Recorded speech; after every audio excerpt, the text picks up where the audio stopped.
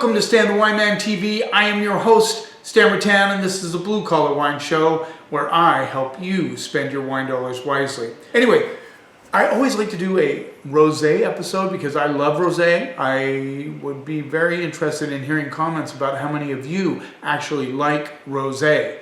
I think rosé is a great wine year-round. It's a great food wine. It's kind of, like in between red and white. If you're not quite in the mood for a white, but you don't want a big, full-bodied red, use rosé. It is a fantastic wine. Very good with food. And we are going to look at 3 rosés from different parts of the world. Very excited about this. So, we're going to get started right away. But before I actually taste these wines, we want to talk about the different methods that they make rosé. And you guys probably know this because you watch my program. There's basically 3 ways you can make rosé. You can do it the Saignée method, which is where they keep the grapes on the juice on the skin for a little bit of time. They bleed it off, and then they use the rest of the grapes for the varietal that they're making. So let's, for example, they're making a Syrah. They might bleed off some of the juice from the Syrah to make a rosé, and then they use the rest of the grapes to make a Syrah. And they add it, of course, to other Syrah, and it gives it probably more concentration for that wine. Some wineries just simply make a rosé out of the grapes. They will, in one of these wines, they actually use the Saignée method and dedicated method to making rosé. So in other words, they just use the grapes to make rosé, that's it, and the grapes go away. Then the other method, which I didn't really think about, but some wineries will add white wine to red wine to make a rosé. And I actually was surprised to find out that one of the wineries here in Washington did that. It actually surprised me. But some wineries will do that. But I think a lot of wineries have gotten more and more into just dedicating the grapes to rosé. So the first one we're going to start with today is the Lover Rosé from Provence. And this rolls in at $18. And let's hope I can... Provence rosés are really popular, and a lot of people get stuck on color. I understand that, but don't let color fool you. There are some fantastic rosés that are darker.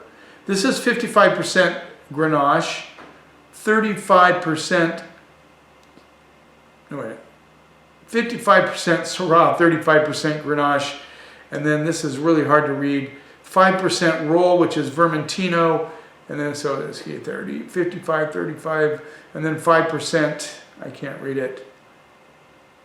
Oh, Cabernet Sauvignon, 5%. There you go. From Provence, Lover Rosé, $18. Like I said, a lot of people get stuck on the color. This is a very salmon-colored rosé. Sorry, Bob, I'm not going to use a whiteboard for rosé, but yeah, very salmon-colored. Let's see what we get on the nose. Kind of a peach apricot thing. Getting some herbal notes, some dried herbs, which is very common in Provence. They call them provincial herbs. A bit of cherry and watermelon coming through as well. Very expressive on the nose. Let's see what we get on the palate.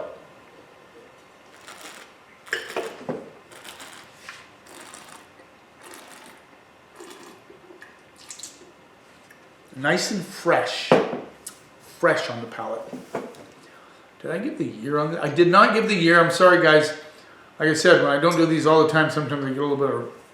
I believe this is a 24, but I can't see it. See these bottles with the clear bottles? They're hard to read. 2024. I found it funny. 2024 Provence Rosé, peaches, juicy cherries, nice and fresh on the palate. A little bit of herbal notes, but not overpowering. Sometimes I think some rosés can be overpowering in the herbal side, and that turns some people off, and I know some of you like that, I understand, but when I'm recommending a rosé, I want it to be not quite aggressive in the herbal category, because I want people to like the rosé when they try it.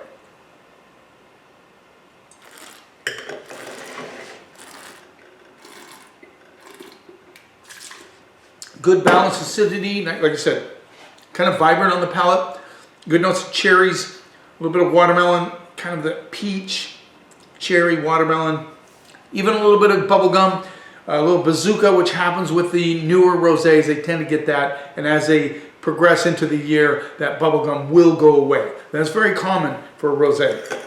And I would venture to say these probably either do the Saunier method or dedicated method to rosé. Probably dedicated, but I don't know.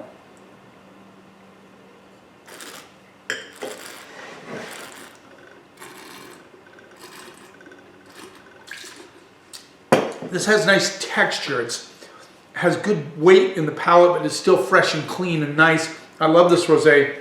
I'm gonna go B+. I think it's a great example of a Provence rosé at a great price. I mean, I know a lot of people like to find the cheaper rosés. I get it, but this one has some complexity to it. It's $18. It's from Provence, and you get like X Rosé or Whispering Angel or some of those other rosés that come from Provence. They're in the 20+ range. I think Whispering Angels pushes above 25 bucks, at least at the store at King's Market, and a lot of other places too. Now, this one I'm pretty excited about. This is a 2024 GD Vajra Rosabella Vino Rosato from Italy. This is a Nebbiolo-based rosé. There you go. And this is one where they use partial Saunier method and partial dedicated method. So some of the juice is done in the Saunier method, and that's added to the juice that is done dedicated to rosé. Nebbiolo rosé. Nebbiolo is the top dog grape of the northern Piedmont region. The grape they used to make Barolo and Barbaresco and Langhe Nebbiolo. So very, very popular grape.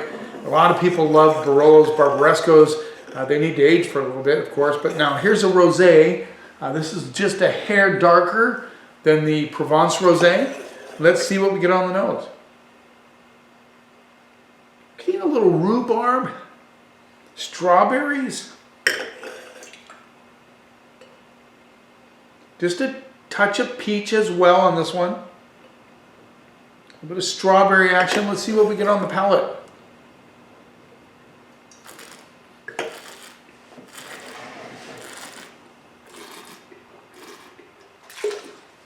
$19, by the way, I didn't say that. 19 bucks. GD Vajra Rosé.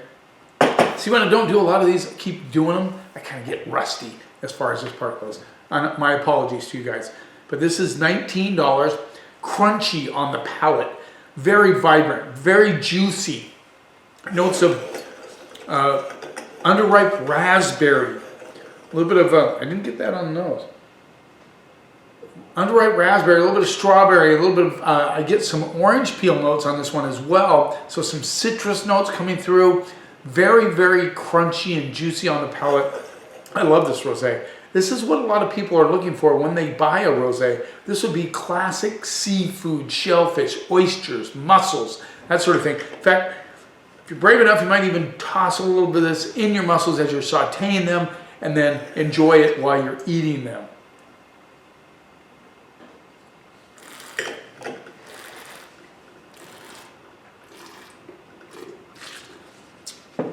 Super vibrant, super delicious, dry, but juicy, lots of flavor profile on this one. A little bit of minerality as well. I love this wine. I'm gonna go straight up A on that rosé. Love it. Now we're gonna go to a budget rosé, and you say, Stan, why are you doing the inexpensive one last? It's because, well, it is darker. And this is the 2024, no, they don't vintage these. This is a Vino Verde Rosé from Casal Garcia, rolls in at $9, excuse me. And this is a blend of, well, some of the grapes they use in this are Touriga Nacional, Tempranillo, and Syrah, and Susau, something like that. I probably butchered it. I've been known to do that. Don't claim to be the best when it comes to pronunciation. I do my best, but I'm not the best by any stretch of the imagination. I'll admit that right now. I try, but I don't always get it. So Tempranillo has two names in Portugal. That's where this is from.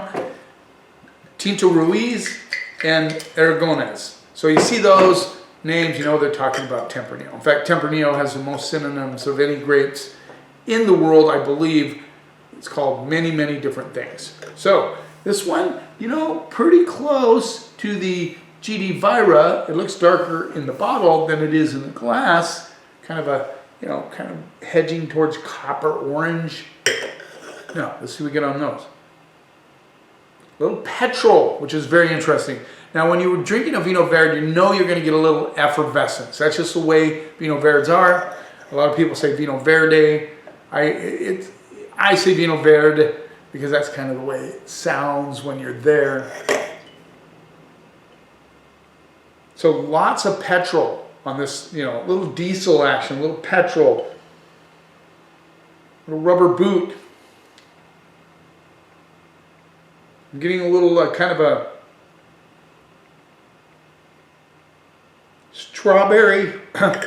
Where'd that come from? Strawberry, apple. A little bit of, I'm getting some peach component on this one as well. Let's see what we get on the palate.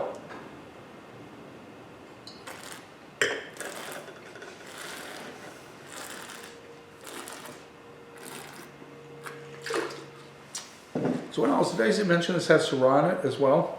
Syrah. So this is an interesting wine. Pretty intense on the palate, really.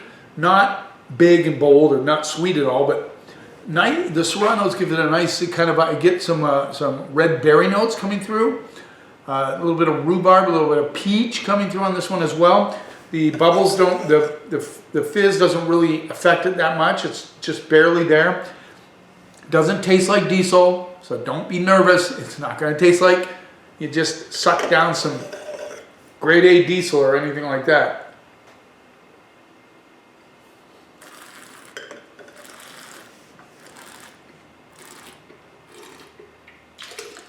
I will admit that it has that interesting kind of funk on the palate, but it's not off-putting at all.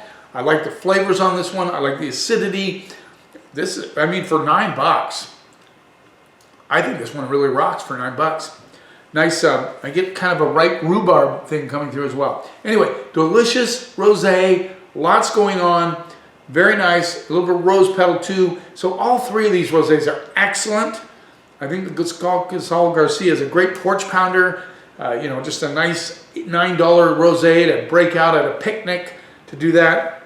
A little more serious on the other side. I'm going to go B on the Casal Garcia. I think it really delivers for $9. There you have it. Rosé season is here. We have to say that. It is here. And people are drinking more rosé now than they ever did. So I hope you're enjoying these episodes. Sorry, they're so few and far between right now. I'm going to try harder, see if I can get more out there. But I hope you enjoy them. I hope you like what you're learning about these wines. And I hope you're finding some good values. You keep up. Don't forget to subscribe to my channel if you want to see what's coming up. You keep watching, and I'll keep helping you spend your wine dollars wisely.